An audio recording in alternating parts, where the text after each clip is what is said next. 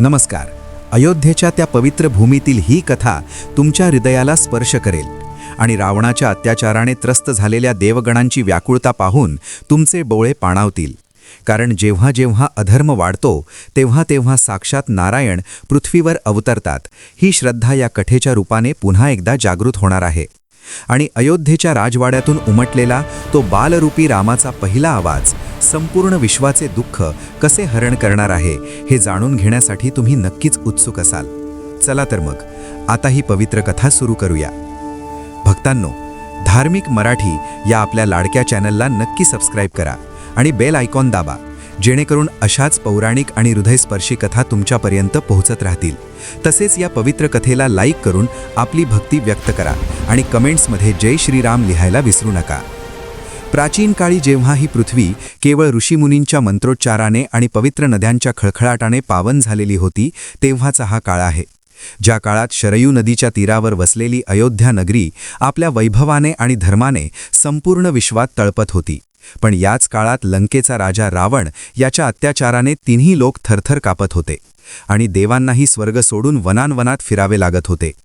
रावणाने ब्रह्मदेवाकडून मिळवलेल्या वरदानाचा असा काही दुरुपयोग केला होता की त्याने यक्ष, गंधर्व, देव आणि मानवांना गुलाम बनवले होते आणि यज्ञयागाच्या पवित्र अग्नीलाही त्याने आपल्या क्रूरतेने विझवून टाकले होते.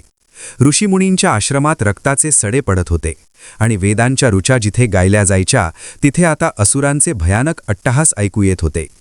अशा या संकटकाळी सर्व देवता भयभीत होऊन पितामह ब्रह्मदेवांकडे गेल्या आणि त्यांनी आपले गाराणे मांडले की हे सृष्टिकर्त्या, आता हा अन्याय सहन होत नाही आणि पृथ्वीचा भार वाढला आहे, कारण रावणाला मिळालेला वर त्याला अजिंक्य बनवत आहे. तेव्हा ब्रह्मदेवांनी सर्व देवांना सोबत घेऊन दुग्धसागराच्या तीरावर निद्रिस्त असलेल्या भगवान विष्णूंची प्रार्थना करायला सुरुवात केली. त्यावेळी क्षीरसागराच्या लाटांवर शेषशाही भगवंतांचे रूप अत्यंत विलोभनीय दिसत होते आणि त्यांच्या नाभिकमलातून उत्पन्न झालेल्या सृष्टीची ही अवस्था पाहून देवांच्या डोळ्यातून अश्रू वाहत होते. इंद्रदेवाने हात जोडून विनवणी केली की हे प्रभू, तुम्हीच आता या संकटातून आमची मुक्तता करू शकता, कारण रावणाला वर देताना त्याने मनुष्य आणि वानर सोडून कोणाकडूनही आपला वध होऊ नये असा वर मागितला आहे आणि त्याच्या अहंकारापोटी त्याने मनुष्यांना तुच्छ मानले आहे. म्हणून तुम्हीच आता मनुष्य रूपात अवतार घेऊन या दुष्ट राक्षसाचा विनाश करा. भगवंतांनी मंद स्मित केले आणि आश्वासन दिले की मी लवकरच अयोध्येपती राजा दशरथाच्या पोटी पुत्र रूपाने जन्म घेईन आणि अधर्माचा नाश करून पुन्हा एकदा धर्मसंस्थापना करेन. इकडे अयोध्येत राजा दशरथ अपत्य नसल्यामुळे अत्यंत चिंतेत होते आणि त्यांच्या राजवाड्यातील वैभव त्यांना पुत्रा वाचून व्यर्थ वाटत होते. म्हणून त्यांनी आपले कुलगुरू महर्षी वसिष्ठ यांच्या सल्ल्याने पुत्रकामेष्ठी यज्ञ करण्याचा निश्चय केला आणि सर्व ऋषीमुनींना आमंत्रित केले. शरयू नदीच्या पात्रात स्नान करून सात्विक वस्त्रे परिधान करून जेव्हा दशरथ राजाने यज्ञाच्या अग्नीला आहुती दिली, तेव्हा प्रत्यक्ष अग्निदेव हातात दिव्य पायसाचे पात्र घेऊन प्रकट झाले आणि त्यांनी सांगितले की हे राजा, हे पायस तुझ्या राण्यांना दे, म्हणजे तुला कीर्तिमान पुत्र प्राप्त होतील. हा क्षण इतका भावुक होता की राजाच्या डोळ्यातून आनंदाश्रू वाहू लागले आणि त्यांनी कौसल्या, सुमित्रा आणि कैकेयी या तिन्ही राण्यांना तो प्रसाद वाटून दिला. ज्यानंतर संपूर्ण अयोध्येत एक वेगळाच आनंद आणि चैतन्य पसरले, कारण आता साक्षात परमेश्वर मानवी रूपात या धरेवर पाऊल ठेवणार होते आणि प्रभू रामचंद्रांच्या रूपाने सूर्यवंशाचा हा दीप जगाला अंधारातून बाहेर काढणार होता. वनांमधील पशुपक्षी सुद्धा जणू या आनंदाची प्रतीक्षा करत होते आणि नद्यांच्या प्रवाहानेही आपली दिशा बदलून अयोध्येच्या दिशेने मंगलमय गीतं गायला सुरुवात केली होती. जेव्हा राजा दशरथाने अग्निदेवांच्या हातातून ते दिव्य पायसाचे सुवर्णपात्र स्वीकारले, तेव्हा त्यांच्या हाताला झालेल्या स्पर्शानेच जणू काही त्यांच्या आयुष्यातील सर्व दुःखांचा अंत झाला होता आणि त्यांच्या अंतरात्म्यात एका विलक्षण शांततेचा अनुभव त्यांना येत होता, कारण त्या पायसाच्या सुगंधाने संपूर्ण यज्ञमंडप दरवळून गेला होता आणि तिथे उपस्थित असलेले सर्व ऋषीमुनीसुद्धा त्या दिव्य सुगंधाने मंत्रमुग्ध झाले होते. दशरथ राजाने अत्यंत आदराने ते पात्र आपल्या मस्तकी लावले आणि आपल्या तिन्ही राण्यांकडे पाहिले, ज्यांच्या डोळ्यात अनेक वर्षांपासून अपत्यप्राप्तीची आस लागून राहिलेली होती. त्यांनी प्रथम आपली ज्येष्ठ राणी कौसल्या हिला होलावले आणि त्या दिव्य पायसाचा अर्धा भाग तिला अर्पण केला, कारण ती पट्टराणी होती आणि तिच्याच पोटी या कुळाचा उद्धार करणारा ज्येष्ठ पुत्र जन्माला येणार होता हे राजाला अंतर्ज्ञानाने उमजले होते. त्यानंतर त्यांनी आपली दुसरी राणी कैकई हिला उर्वरित भागातील अर्धा भाग दिला आणि शेवटी उरलेला भाग सुमित्रे राणीला देण्यासाठी त्यांनी विचार केला. परंतु कौसल्या आणि कैकई या दोघांनीही आपल्या वाट्यातील काही भाग सुमित्रेला प्रेमाने दिला, कारण तिन्ही राण्यांमध्ये सख्ख्या बहिणींसारखे प्रेम होते आणि या कृतीमुळेच सुमित्रेला 2 पुत्रांचे भाग्य लाभणार होते हे विधिलिखित होते. प्रसाद ग्रहण केल्यानंतर काही काळातच तिन्ही राण्यांच्या चेहऱ्यावर एक अपूर्व तेज झळकू लागले आणि अयोध्येच्या राजवाड्यात एक मंगलमय वातावरणाची निर्मिती झाली, कारण आता साक्षात जगन्निवासाचे अंश या मातांच्या उदरात वाढू लागले होते. या काळात निसर्गाने सुद्धा आपले रूप पालटले होते आणि अयोध्येच्या आजूबाजूला असलेले जंगल अधिकच हिरवेगार झाले होते, तर शरयू नदीचे पाणी आरशासारखे स्वच्छ आणि मधुर झाले होते. जणू काही ते पाणी प्रभूंच्या आगमनासाठी आतुर झाले होते. या 9 महिन्यांच्या काळात माता कौसल्या सतत ईश्वराच्या ध्यानात मग्न असायची आणि तिला स्वप्नात दिव्य प्रकाश आणि शंखचक्राचे दर्शन व्हायचे, ज्यामुळे तिला जाणीव झाली होती की तिच्या पोटी जन्माला येणारा बालक हा सामान्य बालक नसून जगाचा तारणहार आहे. इकडे स्वर्गात देवराज इंद्र आणि इतर देवतांची लगबग वाढली होती, कारण विष्णूंच्या अवताराची वेळ जवळ येत होती आणि रावणाचा पापाचा घडा आता पूर्ण भरत आला होता. वनांमधील ऋषीमुनींनी सुद्धा तपश्चर्या सोडून अयोध्येच्या दिशेने आपली दृष्टी वळवली होती, कारण त्यांना माहीत होते की ज्या राक्षसांनी त्यांच्या यज्ञात विघ्न आणले होते त्यांचा काळ आता प्रत्यक्ष मनुष्य रूपात येत आहे. शेवटी तो चैत्रशुद्ध नवमीचा सुवर्णदिन उजाडला, जेव्हा सूर्य आपल्या सर्वोच्च शिखरावर होता आणि नक्षत्रांची स्थिती अत्यंत शुभ आणि बलवान झाली होती. दुपारच्या वेळी जेव्हा संपूर्ण सृष्टी स्तब्ध झाली होती आणि मंद वारा सुगंधी फुलांचा गंध घेऊन वाहत होता, तेव्हा अचानक अयोध्येच्या राजवाड्यातून शंखाचे नाद ऐकू येऊ लागले आणि ढोल नगारे वाजू लागले, कारण माता कौसल्येच्या पोटी मर्यादा पुरुषोत्तम भगवान श्रीरामांचा जन्म झाला होता. त्या बालकाचे नीलवर्ण शरीर आणि कमलदलासारखे डोळे पाहून राजा दशरथ आपले भान विसरले आणि त्यांनी ब्राह्मणांना सुवर्णमुद्रा आणि गायींचे दान करण्यास सुरुवात केली, कारण आज अयोध्येत केवळ पुत्र जन्मला नव्हता, तर साक्षात धर्माचा सूर्य उदयाला आला होता, ज्याने संपूर्ण विश्वाचा अंधार दूर करण्याचे व्रत घेतले होते. अयोध्येच्या त्या मंगलमय राजवाड्यात जेव्हा प्रभू श्रीरामांच्या जन्माची वार्ता वाऱ्यासारखी पसरली, तेव्हा संपूर्ण नगरी आनंदाने न्हाऊन निघाली आणि घराघरांवर गुढ्या तोरणे उभारून लोकांनी जणू साक्षात स्वर्गालाच पृथ्वीवर उतरवले होते, कारण केवळ कौसल्या मातेच्या पोटीच नव्हे तर राणी कैकईच्या पोटी भरत आणि राणी सुमित्रेच्या पोटी लक्ष्मण व शत्रुघ्न अशा 4 दिव्य पुत्रांच्या जन्माने दशरथ राजाचे अंगण उजळून निघाले होते. या 4ही बालकांच्या रडण्याचा आवाज जणू काही वेदांच्या ऋचांसारखा पवित्र वाटत होता आणि त्यांच्या दर्शनासाठी केवळ प्रजाच नव्हे तर स्वर्गातून देवसुद्धा अदृश्य रूपाने अयोध्येत गर्दी करत होते, कारण ज्या रावणाने देवांना बंदी बनवले होते त्याचा अंत आता निश्चित झाला होता. भगवान विष्णूंचे अंश असलेले हे 4ही भाऊ जसजसे मोठे होऊ लागले तसतसे त्यांचे गुण आणि तेज पाहून महर्षी वसिष्ठसुद्धा थक्क होत असत, कारण श्रीराम हे बालवयातच अत्यंत शांत, संयमी आणि सर्व गुण संपन्न होते, तर लक्ष्मण सदैव त्यांच्या सावलीप्रमाणे त्यांच्या पाठीशी उभा राहत असे. अयोध्येच्या रस्त्यांवर जेव्हा हे 4ही राजपुत्र आपल्या छोट्या पावलांनी चालत असत, तेव्हा लोक आपली सर्व कामे सोडून त्यांच्याकडे पाहत राहत आणि त्यांच्या मनातील सर्व दुःख विसरून जात, कारण श्रीरामांच्या त्या मोहक हास्यात जगाला संकटातून मुक्त करण्याची शक्ती होती. जसजसे वर्ष सरत गेले तसतसे या राजपुत्रांचे शिक्षण आणि शस्त्रविद्या संपन्न होऊ लागली आणि अयोध्येच्या जंगलांमध्ये जेव्हा श्रीराम शिकारीसाठी जात असत, तेव्हा ते प्राण्यांना मारण्याऐवजी त्यांच्यावर प्रेम करत, कारण त्यांच्या मनात सर्व सजीवांबद्दल अपार करुणा होती. पण याच काळात वनांमध्ये राहणाऱ्या ऋषीमुनींवर राक्षसांचे अत्याचार दिवसेंदिवस वाढत चालले होते आणि ताटिका, सुबाहू व मारीच यांसारख्या क्रूर राक्षसांनी सिद्धाश्रमात रक्ताचे पाठ वाहिले होते, ज्यामुळे विश्वामित्र ऋषींनी आपल्या तपोबलाचे रक्षण करण्यासाठी अयोध्येच्या दिशेने प्रस्थान केले.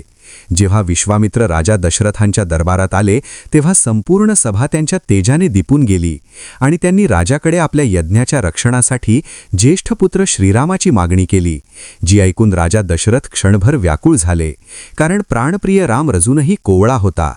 परंतु कुलगुरू वसिष्ठांच्या समजावण्यानंतर आणि श्रीरामांच्या अवताराचे कार्य आठवून त्यांनी जड अंतःकरणाने रामाला विश्वामित्रांच्या स्वाधीन केले, कारण हीच त्या धर्मयुद्धाची पहिली पायरी होती, जिथून श्रीरामांच्या पराक्रमाची गाथा खऱ्या अर्थाने सुरू होणार होती. विश्वामित्रांसोबत वनात जाताना श्रीरामांच्या चेहऱ्यावर कोणतेही भय नव्हते. उलट आपल्या गुरूंची सेवा करण्याची आणि धर्माचे रक्षण करण्याची एक वेगळी चमक त्यांच्या डोळ्यात दिसत होती. वाटेत लागणाऱ्या गंगा नदीच्या पात्रात स्नान करून आणि ऋषींच्या चरणांचे दर्शन घेऊन जेव्हा राम आणि लक्ष्मण घनदाट जंगलात शिरले, तेव्हा तिथल्या वृक्षांनी सुद्धा आपले मस्तक झुकवून या दोन महावीरांचे स्वागत केले. कारण आता अयोध्येचा हा राजकुमार वनवासी होऊन जगाचा उद्धार करण्यासाठी सिद्ध झाला होता आणि त्यांच्या धनुष्याचा टणकार लवकरच असुरांच्या काळजाचा थरकाप उडवणार होता. विश्वामित्र ऋषींच्या पाठीमागे चालताना श्रीराम आणि लक्ष्मण जणू काही सूर्याचे दोन तेजस्वी अंशच भासत होते आणि त्यांच्या पावलांच्या स्पर्शाने त्या भयानक अरण्यातील मातीसुद्धा पावन होत होती. कारण ज्या मार्गावर आजवर केवळ राक्षसांच्या पावलांचे ठसे उमटले होते, तिथे आता धर्माची पावले पडू लागली होती. चालता चालता विश्वामित्र ऋषींनी रामाला त्या भूमीचा इतिहास सांगायला सुरुवात केली, जिथे ताटिका नावेच्या राक्षसिणीने आपला दहशतीचा विळखा घातला होता आणि तिच्या क्रूरतेमुळेच ते सुंदर वन आता उजाड आणि भयाण झाले होते. अचानक आकाशात काळे ढग दाटून आले आणि झाडांच्या फांद्या जोरजोराने हलून एका भयंकर गर्जनेने शांतता भंग केली. कारण रक्ताने माखलेली आणि पर्वतासारखी अवाढव्य ताटिका आपल्या अक्राळ विक्राळ रूपाने रामासमोर येऊन उभी ठाकली होती. तिने जेव्हा रामावर हल्ला चढवला, तेव्हा विश्वामित्रांनी रामाला आदेश दिला की हे राघवा, एका स्त्रीवर प्रहार करण्यास संकोच करू नकोस, कारण ही केवळ स्त्री नसून धर्माला ग्रासणारी एक प्रवृत्ती आहे. रामाने आपल्या धनुष्याचा प्रत्यंचा खेचली आणि त्यातून सुटलेल्या एका अमोघ बाणाने ताटिकेच्या छातीचा वेध घेतला, ज्यामुळे तिचे प्राण हवेत विरून गेले आणि वर्षानुवर्षे शापित असलेल्या त्या भूमीला तिने मुक्त केले. या विजयानंतर ऋषींनी रामाला अनेक दिव्य अस्त्रे प्रदान केली, जी साक्षात देवांकडेही दुर्मिळ होती.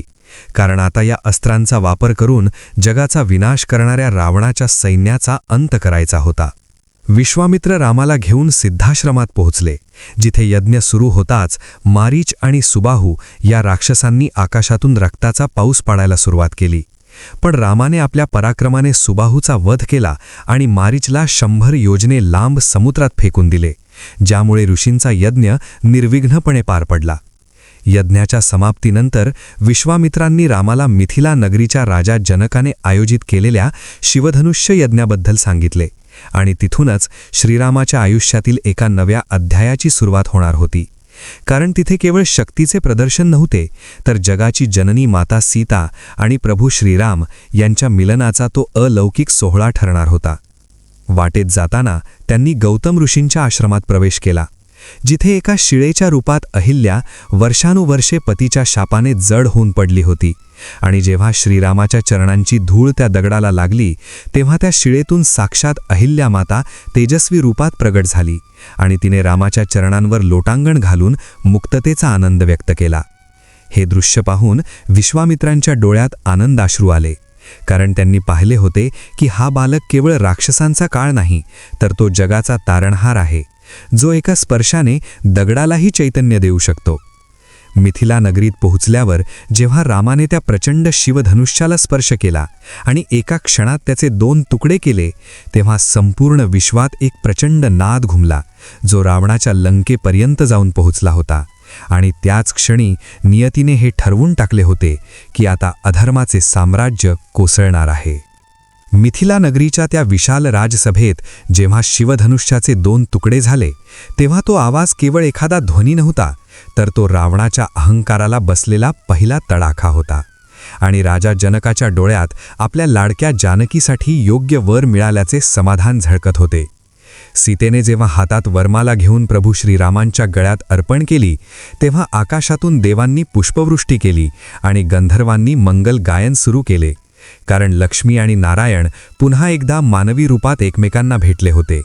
हा विवाह सोहळा केवळ 2 राजघराण्यांचे मिलन नव्हते, तर ते विश्वाच्या कल्याणाचे एक नवीन पर्व होते, ज्यासाठी अयोध्या आणि मिथिला या दोन्ही नगरी आनंदाने उजळून निघाल्या होत्या. राजा दशरथ आपल्या चतुरंग सेना आणि पुत्रांसह मिथिला नगरीत आले आणि तिथे रामासह भरत, लक्ष्मण आणि शत्रुघ्न या 4ही भावांचे विवाह जनक राजाच्या कन्या आणि पुतण्यांची अत्यंत थाटात संपन्न झाले.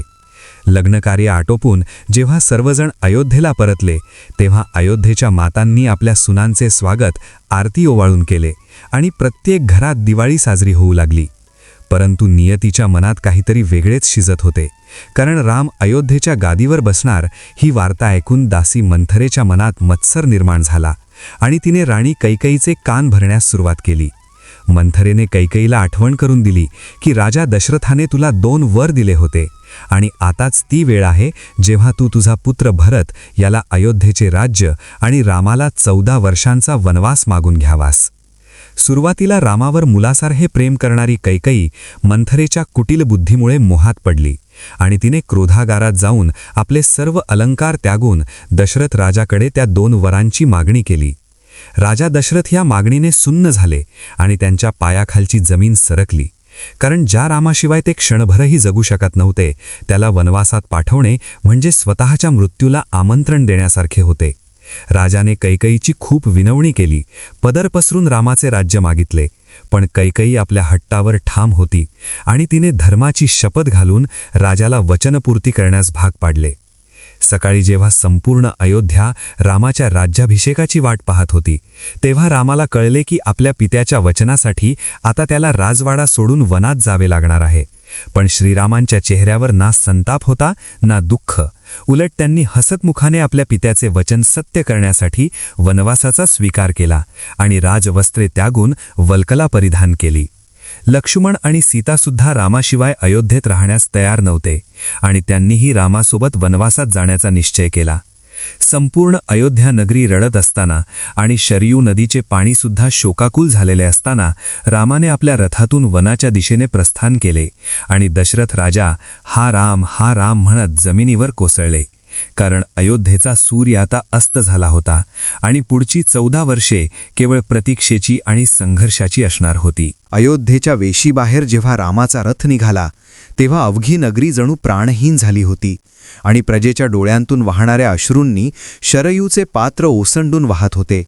प्रत्येक नागरिक रथाच्या मागे धावत होता आणि रामाला परत फिरण्याची विनवणी करत होता, कारण त्यांच्यासाठी राम हा केवळ राजा नव्हता तर तो त्यांच्या जगण्याचा आधार होता. परंतु श्रीरामांनी अत्यंत धैर्याने आणि शांत चित्ताने सर्वांना परत जाण्याची विनंती केली, कारण त्यांना आपल्या पित्याचे वचन कोणत्याही परिस्थितीत पाळायचे होते. रथात बसलेली माता सीता आणि सोबत असलेला लक्ष्मण यांच्या चेहऱ्यावर राजवाडा सोडल्याचे कोणतेही दुःख नव्हते, कारण जिथे राम तिथेच त्यांचे अयोध्य होते. रात्रीच्या वेळी जेव्हा सर्व प्रजा झोपी गेली तेव्हा रामाने सुमंतांना रथ पुढे नेण्यास सांगितले, जेणेकरून प्रजेला अधिक कष्ट होऊ नयेत. आणि पहाट होताच ते तमसा नदीच्या तीरावर पोहोचले. तिथून पुढे शृंगवेरपूर येथे निषादराज गुहाने रामाचे स्वागत केले आणि आपल्या लाडक्या प्रभूला जमिनीवर गवत पसरून झोपताना पाहून गुहाच्या डोळ्यात पाणी आले. त्याने विचार केला की जो राजपुत्र सुवर्ण पल्लंभावर निजायचा तो आज उघड्या वाळावर झोपत आहे, हे पाहून नियती किती क्रूर आहे याची जाणीव त्याला झाली. सकाळी उठल्यावर रामाने आपल्या केसांच्या जटा केल्या आणि वटवृक्षाचा चीक लावून तपस्वी रूप धारण केले, जे पाहून सुमंतांना रडू कोसळले, कारण आता त्यांना रिकाम्या रथाने अयोध्येला परतायचे होते. रामाने गंगा पार करण्यासाठी नौकेची मागणी केली तेव्हा केवट धावत आला आणि त्याने एक विलक्षण अट घातली की हे प्रभू, तुमच्या चरणांच्या धुळीने जर शिळेची स्त्री होऊ शकते तर माझ्या लाकडाच्या नौकेचे काय होईल, म्हणून आधी मला तुमचे चरण धुवू द्या. केवटाने मोठ्या भक्तीने रामाचे पाय धुतले आणि त्या पवित्र जलाने स्वतःला पावन करून घेतले. ज्यानंतर रामाने गंगा पार केली आणि प्रयागच्या दिशेने प्रयाण केले. तिथे भरद्वाज ऋषींच्या आश्रमात काही काळ विश्रांती घेऊन ते चित्रकूटाच्या पर्वतावर पोहोचले, जिथे निसर्गाने आपले सर्व सौंदर्य श्रीरामांच्या चरणाशी अर्पण केले होते. परंतु इकडे अयोध्येत राजा दशरथाने रामाच्या विरहात आपले प्राण त्यागले आणि संपूर्ण राजवाडा शोकासागरात बुडाला. भरत जेव्हा आपल्या आजोळहून परतला आणि त्याला हा सर्व प्रकार समजला तेव्हा त्याने आपल्या मातेचा म्हणजेच कैकेयीचा धिक्कार केला आणि त्याने राज्याचा त्याग करून रामाला परत आणण्यासाठी चित्रकूटाकडे धाव घेतली. भरत आणि रामाची ती भेट इतिहासातील सर्वात भावूक भेट ठरली, कारण तिथे एक भाऊ राज्यासाठी नाही तर आपल्या भावाला त्याचे राज्य परत देण्यासाठी गयावया करत होता. रामाने भरताला समजावले की वडिलांचे वचन मोडणे हे अधर्माचे लक्षण आहे, म्हणून तू अयोध्येला परत जा आणि राज्य सांभाळ. शेवटी भरताने रामाच्या पादुका आपल्या मस्तकावर घेतल्या आणि त्या पादुकांनाच सिंहासनावर बसवून रामाचा प्रतिनिधी म्हणून राज्य करण्याचे मान्य केले. अशा प्रकारे रामाने आपल्या त्याग आणि धैर्याने हे सिद्ध केले की राज्यापेक्षा धर्म आणि वचन श्रेष्ठ आहे. आणि इथूनच खऱ्या अर्थाने रामाच्या वनवासातील त्या प्रवासाला सुरुवात झाली, जो पुढे जाऊन असुरांचा संहार करणार होता. चित्रकूट पर्वताच्या त्या शांत आणि पवित्र वातावरणात प्रभू रामचंद्र, माता सीता आणि लक्ष्मण यांनी काही काळ व्यतीत केला. परंतु तिथे अयोध्येतील लोकांचे येणेजाणे वाढल्यामुळे आणि भरताच्या भेटीनंतर रामाला असे वाटले की आता आपण अधिक घनदाट अरण्यात प्रवेश करायला हवा, जेणेकरून वनवासाचे नियम पूर्णतः पाळले जातील. म्हणून त्यांनी ऋषीमुनींचा आशीर्वाद घेऊन दंडकारण्याच्या दिशेने प्रस्थान केले. हे अरण्य अत्यंत भयानक आणि राक्षसांनी भरलेले होते, पण प्रभूंच्या पावलांच्या स्पर्शाने तिथली भीती जणू नष्ट होऊ लागली आणि वाटेत त्यांना अत्री ऋषींचा आश्रम लागला, जिथे माता अनुसूयेने सीतेला पतिव्रता धर्माचे महत्त्व सांगितले आणि तिला कधीही न कोमेजणारी दिव्य वस्त्रे व आभूषणे भेट दिली, जी पुढे वनवासात सीतेच्या संरक्षणासाठी कामी येणार होती. दंडकारण्यात प्रवेश करताच रामाला ठिकठिकाणी हाडांचे ढिगारे दिसले, जे पाहून त्यांचे हृदय द्रवले. आणि जेव्हा त्यांना समजले की हे ऋषीमुनींचे अवशेष आहेत, ज्यांना राक्षसांनी भक्षण केले आहे, तेव्हा रामाने आपले धनुष्य उगारून प्रतिज्ञा केली की मी या पृथ्वीला राक्षसविहीन करेन. याच प्रवासात त्यांची भेट जटायू नावाच्या विशाल गिधाड्याशी झाली, ज्याने दशरथ राजाचा मित्र असल्याचे सांगून रामाला वनात मदत करण्याचे वचन दिले. पुढे जाताना पंचवटीच्या गोदावरी तीरावरील निसर्गरम्य परिसर पाहून रामाने तिथेच पर्णकुटी बांधण्याचा निर्णय घेतला आणि लक्ष्मणाने अतिशय सुंदर अशी झोपडी तयार केली, जिथे हे तिघेही आनंदाने राहू लागले. परंतु याच पंचवटीत रावणाची बहीण शूर्पणखा हिने प्रवेश केला आणि रामाच्या सौंदर्यावर मोहित होऊन तिने लग्नाचा प्रस्ताव मांडला. जेव्हा रामाने तिला नाकारले आणि लक्ष्मणाने तिची थट्टा केली, तेव्हा संतप्त होऊन ती सीतेवर धावून गेली आणि आपल्या वहिनीच्या रक्षणासाठी लक्ष्मणाने शूर्पणखेचे नाक आणि कान कापून तिला विद्रूप केले. ही घटना म्हणजे रामायण युद्धाची ठिणगी होती, कारण रक्तबंबाळ झालेली शूर्पणखा जेव्हा आपल्या भावांकडे म्हणजेच खर आणि दूषण या राक्षसांकडे गेली, तेव्हा त्यांनी 14,000 राक्षसांची सेना घेऊन रामावर हल्ला केला. रामाने एकट्याने त्या संपूर्ण सेनेचा विनाश केला आणि हे पाहून लंकेत बसलेला रावण क्रोधाने लालबुंद झाला. त्याला कळून चुकले की हा कोणी साधा मानव नाही, तर आपल्या कुळाचा काळ आहे. पण सुडाच्या भावनेने अंध झालेल्या रावणाने आपली बहीण शूर्पणखेच्या सल्ल्यानुसार सीतेच्या अपहरणाचा कुटील डाव रचला आणि त्याने मारीच राक्षसाला सोन्याच्या हरणाचे रूप धारण करून पंचवटीत पाठवले. सीतेने त्या मोहक हरणाला पाहून ते पकडण्याचा हट्ट धरला आणि रामाला त्याच्या मागे जावे लागले. जाताना रामाने लक्ष्मणाला सीतेच्या रक्षणाची जबाबदारी सोपवली, पण मारीचाने मरताना रामाच्या आवाजात ओरडून लक्ष्मणाला मदतीसाठी बोलावले, ज्यामुळे गोंधळलेली सीता लक्ष्मणाला रामाच्या मदतीसाठी पाठवू लागली. लक्ष्मणाने सुरक्षेसाठी पर्णकुटीभोवती लक्ष्मण रेषा आखली आणि तो रामाच्या शोधात निघाला. नेमकी हीच संधी साधून रावणाने साधूचे रूप घेतले आणि सीतेचे अपहरण केले. सीतेने आकाशातून मारलेली हाक ऐकून जटायूने रावणाशी झुंज दिली, पण रावणाने त्याचे पंख कापले आणि सीतेला घेऊन तो लंकेच्या दिशेने उडाला. जेव्हा राम आणि लक्ष्मण परतले, तेव्हा रिकामी पर्णकुटी पाहून त्यांच्या पायाखालची जमीन सरकली आणि सीतेच्या विरहात व्याकुळ होऊन राम वनात भटकू लागले. त्यांनी झाडांना, वेलींना आणि पशूंना विचारले की माझी सीता कुठे आहे, पण फक्त शांतता उत्तर देत होती. अखेर मरणासन्न अवस्थेत असलेल्या जटायूने रामाला सांगितले की रावणाने सीतेला दक्षिण दिशेला नेले आहे आणि हे सांगून त्याने रामाच्या कुशीत प्राण सोडले.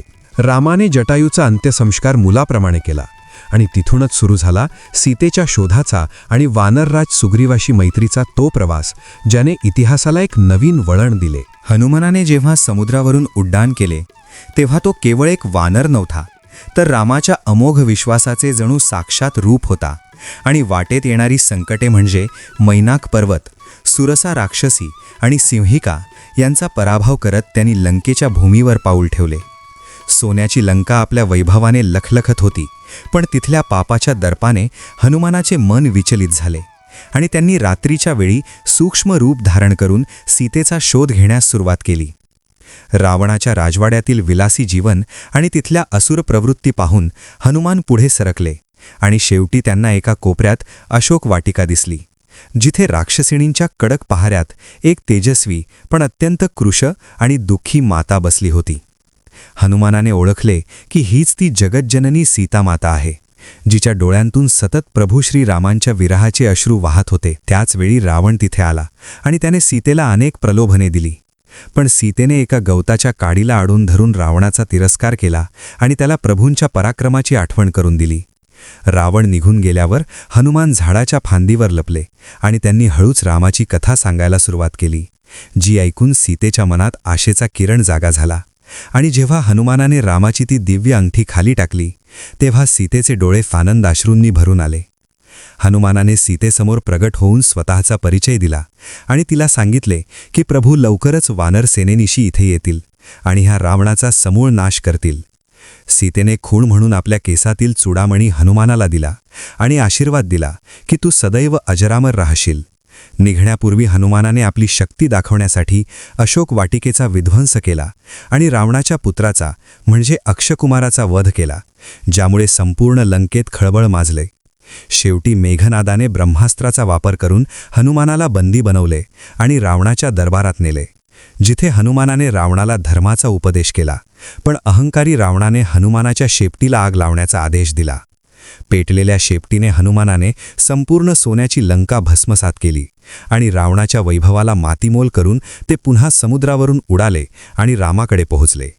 रामाने जेव्हा हनुमानाने आणलेला सीतेचा चुडामणी पाहिला आणि हनुमानाच्या तोंडून सीतेची व्यथा ऐकली, तेव्हा त्यांच्या डोळ्यांतून अश्रूंच्या धारा वाहू लागल्या आणि त्यांनी हनुमानाला घट्ट मिठी मारली, कारण एका भक्ताने आपल्या स्वामीचे सर्वात कठीण कार्य पूर्ण केले होते.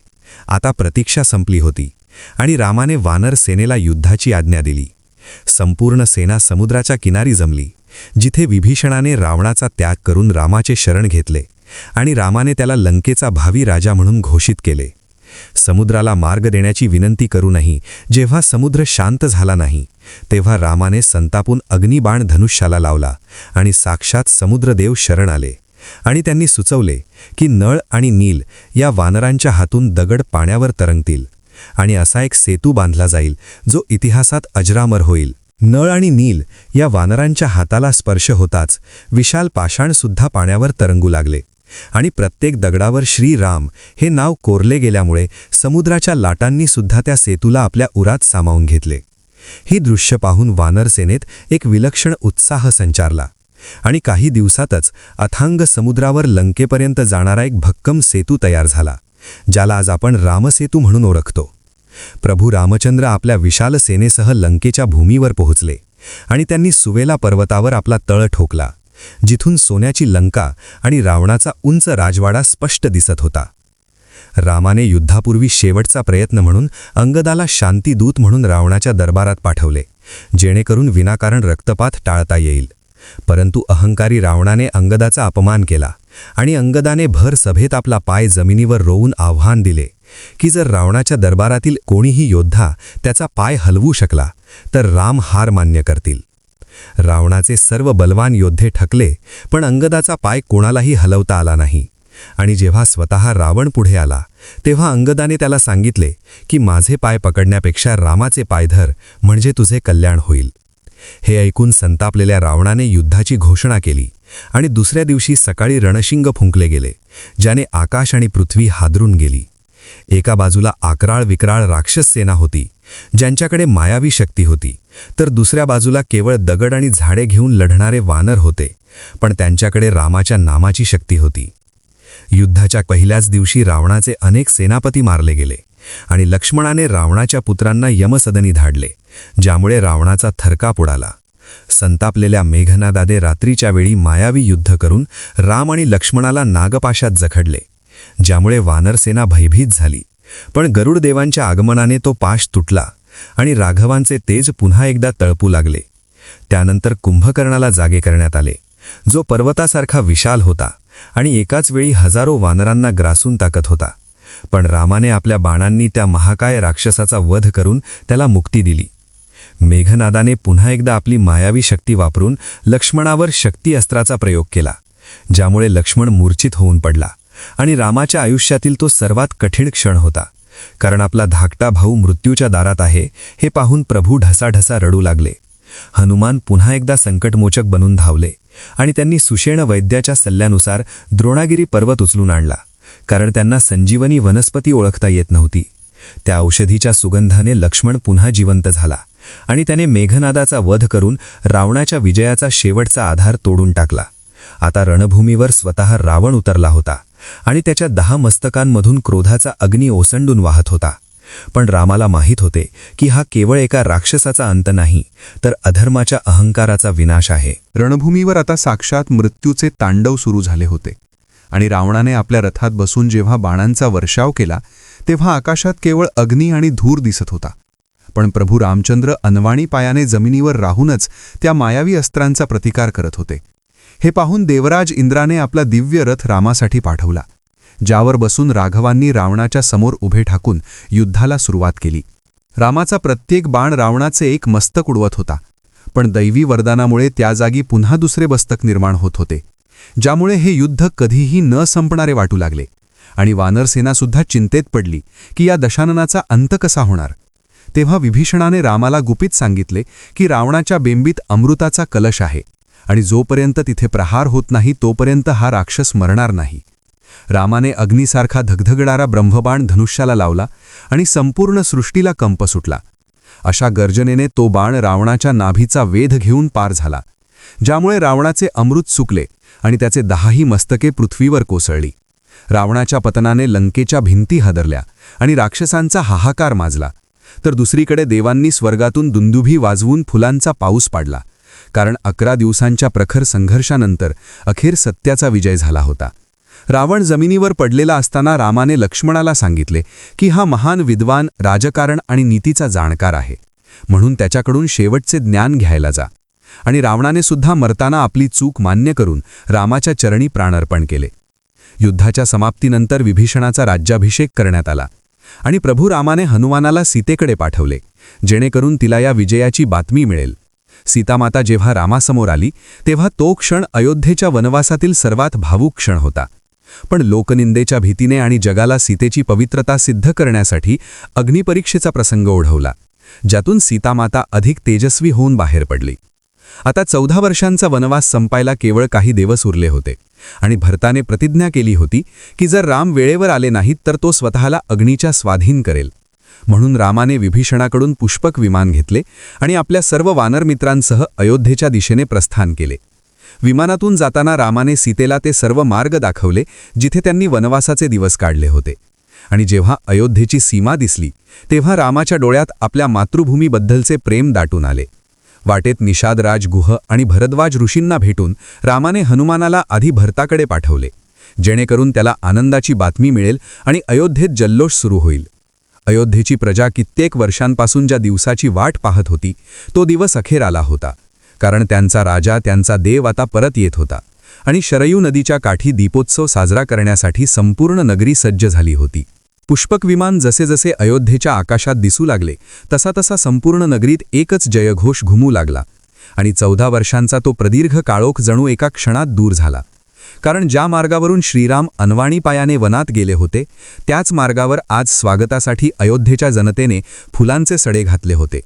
भरत आपल्या डोळ्यात आनंदाश्रू घेऊन धावतच विमानापाशी आला आणि जेव्हा त्याने रामाच्या चरणांवर डोके ठेवले तेव्हा 2 भावांच्या त्या भेटीने उपस्थित असलेल्या प्रत्येकाचे हृदय भरून आले.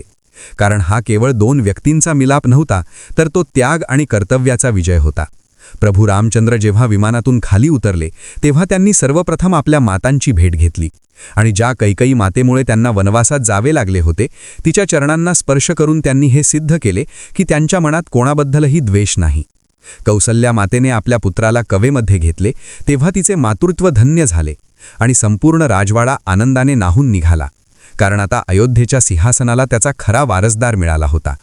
वसिष्ठ ऋषींच्या आज्ञेनुसार रामाच्या राज्याभिषेकाची तयारी सुरू झाली आणि जगातील सर्व पवित्र नद्यांचे जल मंगल कलशांमध्ये आणले गेले, ज्याने राघवांना अभिषेक करण्यात आला. सुवर्ण सिंहासनावर जेव्हा श्रीराम आणि माता सीता विराजमान झाले तेव्हा साक्षात देवराज इंद्राने प्रभूंच्या मस्तकावर छत्र धरले आणि हनुमानाने त्यांच्या चरणांशी बसून आपली भक्ती अर्पण केली, कारण हेच ते रामराज्य होते ज्याची स्वप्ने युगानुयुगे मानवाने पाहिली होती. रामाने आपल्या राज्याभिषेकाच्या निमित्ताने सर्व वानरमित्रांना आणि विभीषणाला अमूल्य भेटी दिल्या, पण हनुमानासाठी रामाचे आलिंगनच सर्वात मोठी भेट ठरली, कारण दासाला त्याच्या स्वामीच्या हृदयापेक्षा मोठे काहीच नसते. अयोध्येच्या घराघरात दिवाळी साजरी झाली आणि प्रत्येक कोपऱ्यात रामाच्या नावाचा दिवा प्रज्वलित झाला. कारण आता इथून पुढे व्याधी, गरिबी आणि दुःख यांना या नगरीत स्थान उरणार नव्हते. प्रभू रामांच्या राजवटीत वाघ आणि शेळी एकाच घाटावर पाणी पिऊ लागले, कारण सर्वत्र न्यायाचे आणि प्रेमाचे राज्य होते आणि प्रत्येक प्रजाजन आपल्या राजाला देवाचा अवतार मानून पूजू लागला. रामाने आपल्या प्रजेच्या सुखासाठी स्वतःच्या सुखाचा त्याग करण्याचे व्रत घेतले आणि दिवसाचा प्रत्येक क्षण ते केवळ जनकल्याणासाठी खर्च करू लागले, ज्यामुळे अयोध्येची कीर्ती तिन्ही लोकात पसरली.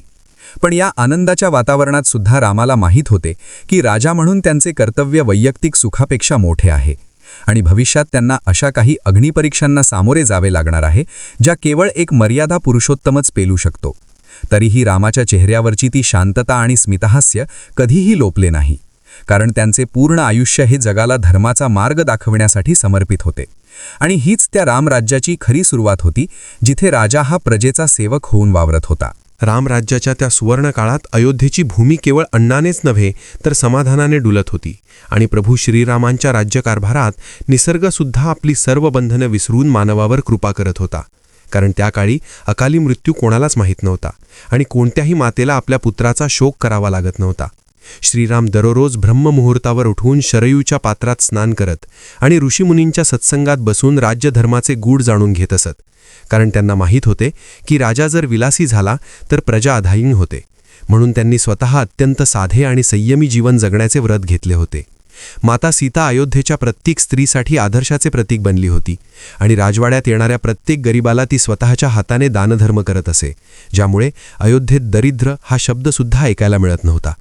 एके दिवशी जेव्हा श्रीराम रात्रीच्या वेळी वेश पालटून आपल्या प्रजेचे विचार जाणून घेण्यासाठी नगरीत फिरत होते, तेव्हा त्यांना एका धोब्याच्या घराबाहेर काही वाद ऐकू आला, जिथे तो धोबी आपल्या पत्नीवर संशय घेऊन तिला घरात घेण्यास नकार देत होता आणि प्रभू श्रीरामांचे उदाहरण देऊन म्हणत होता की मी काही राम नाही जो दुसऱ्याच्या ताब्यात राहिलेल्या स्त्रीचा स्वीकार करेल.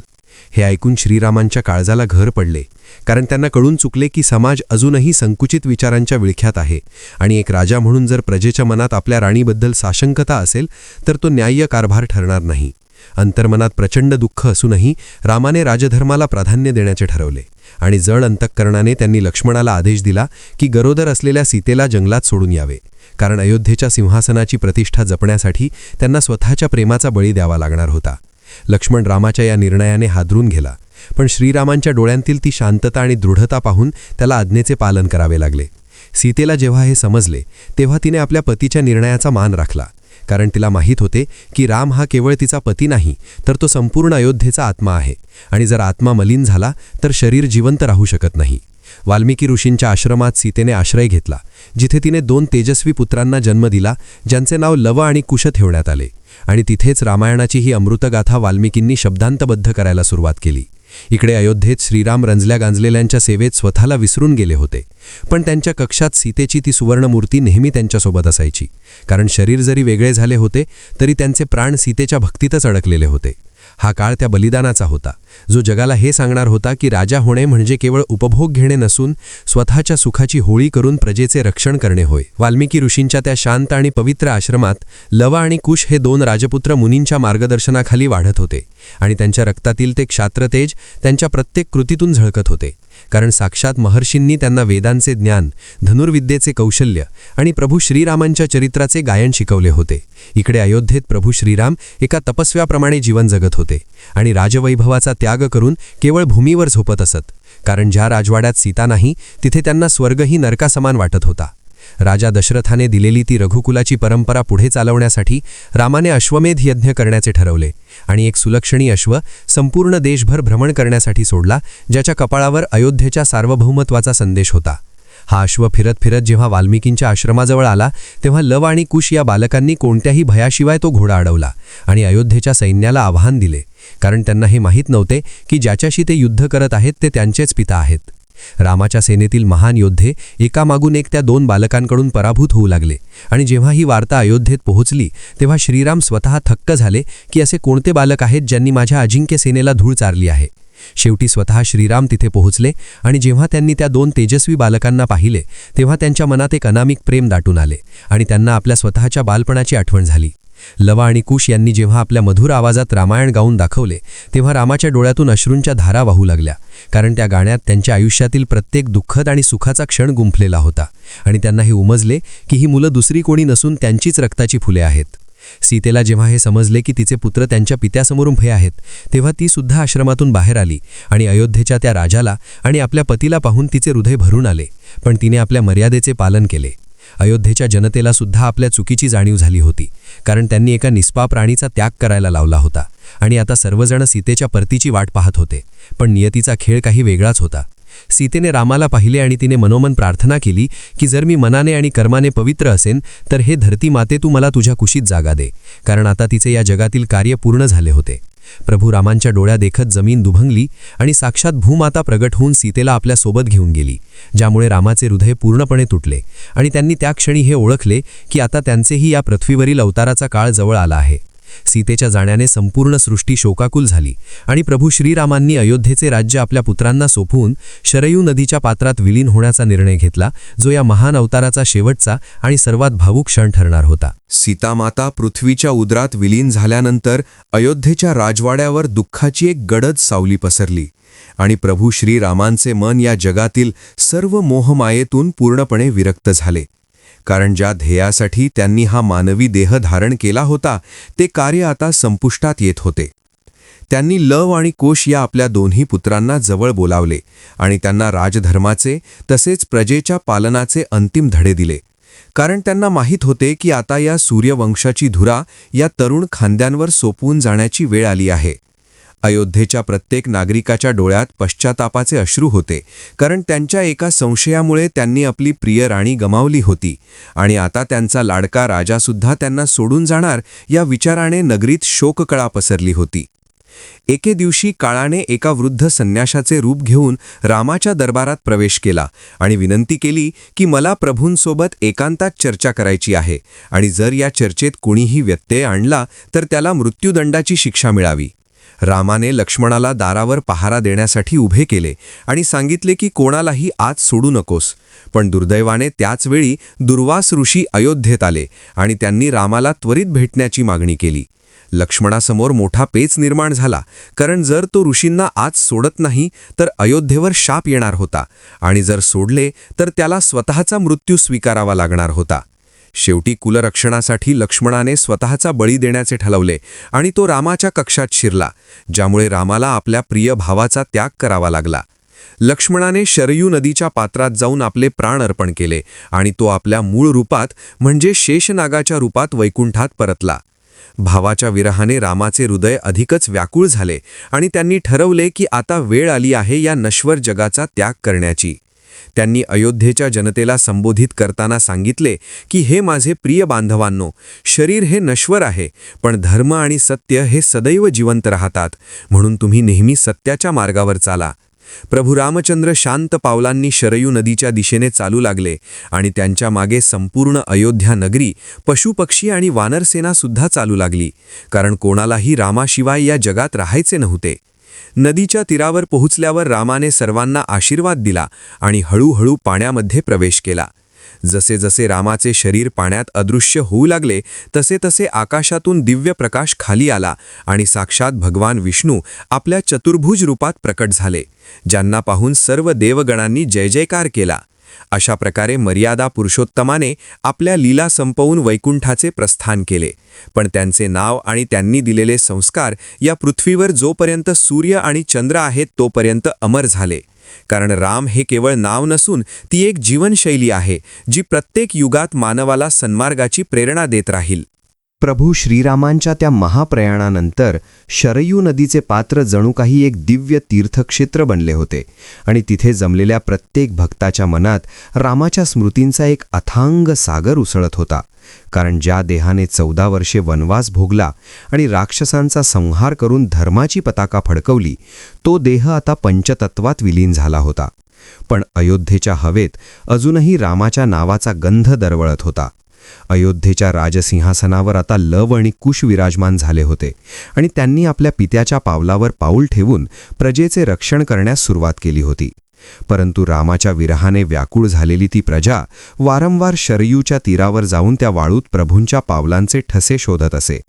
महर्षी वाल्मिकींनी लिहिलेली रामायण गाथा आता घरोघरी गायली जाऊ लागली होती आणि त्यातूनच येणाऱ्या पिढ्यांना हे समजत होते की एक आदर्श पुत्र, आदर्श पती, आदर्श भाऊ आणि सर्वात महत्त्वाचे म्हणजे एक आदर्श राजा कसा असावा याचे मूर्तिमंत उदाहरण म्हणजे श्रीराम होते.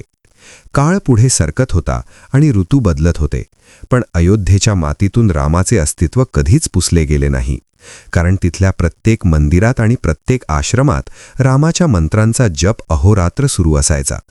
हनुमानाने रामाच्या आज्ञेनुसार याच पृथ्वीवर राहून प्रभूंच्या नामाचा प्रसार करण्याचे व्रत घेतले होते आणि असे मानले जाते की जिथे जिथे रामाची कथा गायली जाते तिथे तिथे हनुमान आजही अदृश्य रूपात उपस्थित राहून डोळ्यांतून अश्रू गाळतात, कारण भक्तासाठी स्वामीच्या चरित्रापेक्षा मोठे कोणतेही सुख नसते. वसिष्ठ ऋषींनी सुद्धा अयोध्येच्या भविष्यासाठी अनेक यज्ञ केले, जेणेकरून राघवांनी प्रस्थापित केलेले रामराज्य पिढ्यानपिढ्या सुरक्षित राहील आणि कोणावरही अन्याय होणार नाही.